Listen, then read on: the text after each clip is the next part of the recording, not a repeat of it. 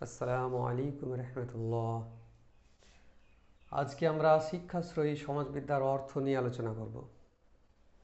শিক্ষাশ্রয়ী সমাজবিদ্যা অর্থাৎ educational sociology. এই educational sociology আলোচনার পূর্বে আমরা সোশিওলজি শব্দটা একটু বিশ্লেষণ করব, যে সোশিওলজি শব্দটা কোথা থেকে এসছে, তার অর্থ কী বহন করেন, সোশিওলজি শব্দটা কে প্রথম ব্যবহার করেন তা নিয়ে আমরা আলোচনা করব।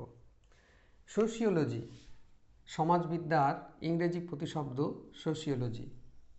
এই সোশিওলজি শব্দটা দুটো শব্দ থেকে এসছে। একটা হচ্ছে সোসাইটাস, যার অর্থ হলো সোসাইটি অর্থাৎ সমাজ, আর দ্বিতীয়টা হলো লোগস, যার অর্থ হলো সায়েন্স অর্থাৎ বিজ্ঞান। তাহলে সোশিওলজি শব্দটা দুটো শব্দের মিশ্রণে তৈরি, সোসাইটাস আর লোগস।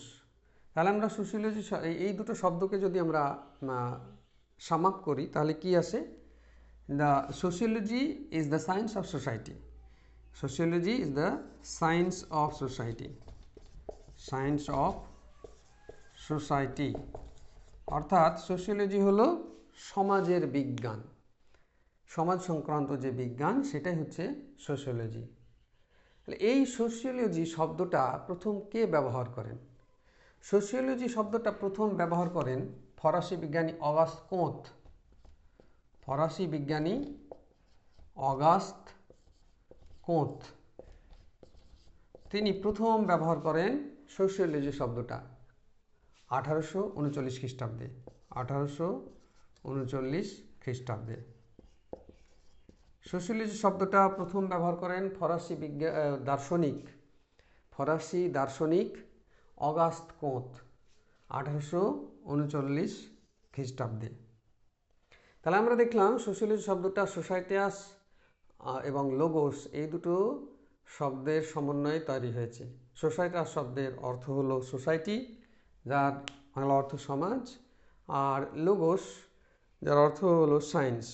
তাহলে এই দুটো শব্দকে আমরা সমন্বয় করে দেখতে পাই sociology is the science of society. Sociology হলো সমাজের বিজ্ঞান।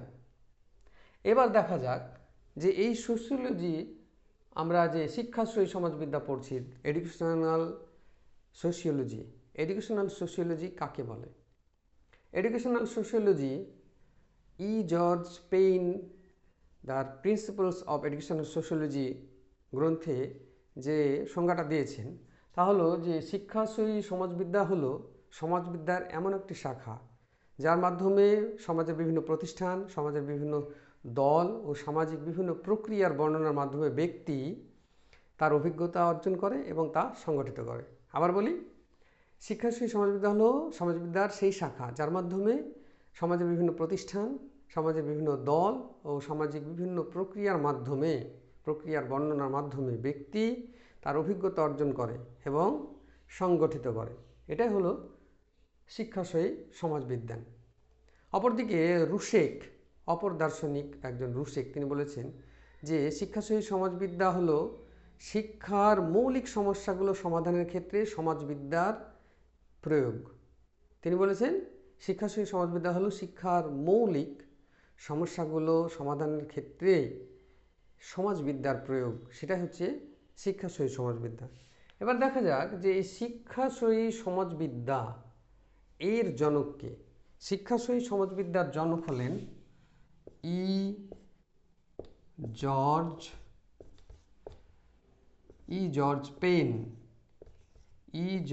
Pen.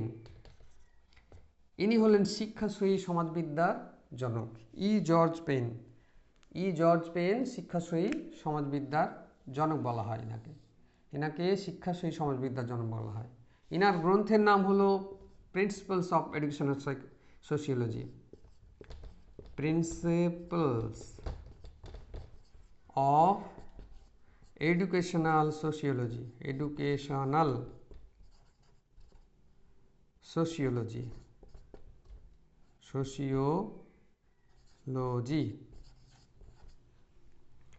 George Payne principles of educational sociology গ্রন্থের লেখক, তাই তাকে শিক্ষাশ্রয়ী সমাজবিদ্যার জনক বলা হয়। তাহলে আমরা দেখতে পেলাম যে সোশিওলজি শব্দটা সোসাইটাস এবং লোগোস এই দুটো শব্দের সমন্বয়ে গঠিত, যার অর্থ সোসাইটাস হলো সোসাইটি, লোগোস হচ্ছে সায়েন্স, যার সমন্বয় করলে আমরা দেখতে পাই যে sociology is the science of society. Sociology হলো বিজ্ঞানের সমাজের বিজ্ঞান। এই সোশিওলজি শব্দটা প্রথম ব্যবহার করেন ফরাসি দার্শনিক অগাস্ট কোঁত 1839 খ্রিস্টাব্দে। অপরদিকে শিক্ষাসহী সমাজবিদ্যার জনক বলা হয় জর্জ পেইনকে, যার গ্রন্থের নাম প্রিন্সিপালস অফ এডুকেশনাল সোশিওলজি। শিক্ষাসহী সমাজবিদ্যা কাকে বলে আমরা দেখলাম যে জর্জ পেইন যে ডেফিনেশনটা দিয়েছেন, সংজ্ঞাটা দিয়েছেন, সেটা হলো যে শিক্ষাসহী সমাজবিদ্যা হলো সমাজবিদ্যার সেই শাখা যার মাধ্যমে সমাজের বিভিন্ন প্রতিষ্ঠান, সমাজের বিভিন্ন দল এবং সামাজিক বিভিন্ন প্রক্রিয়ার বর্ণনার মাধ্যমে ব্যক্তি যে অভিজ্ঞতা সঞ্চার করে, অভিজ্ঞতা অর্জন করে এবং তা সংগঠিত করে, এটা হলো শিক্ষাসহী সমাজবিজ্ঞান। অপরদিকে রুশেক বলেছেন যে শিক্ষাসহী সমাজবিদ্যা হলো শিক্ষার মৌলিক সমস্যাগুলি সমাধানের ক্ষেত্রে সমাজবিদ্যার প্রয়োগ। তাহলে আমরা শিক্ষাসহী সমাজবিদ্যার অর্থ আমরা স্পষ্ট বুঝতে পারলাম। ধন্যবাদ।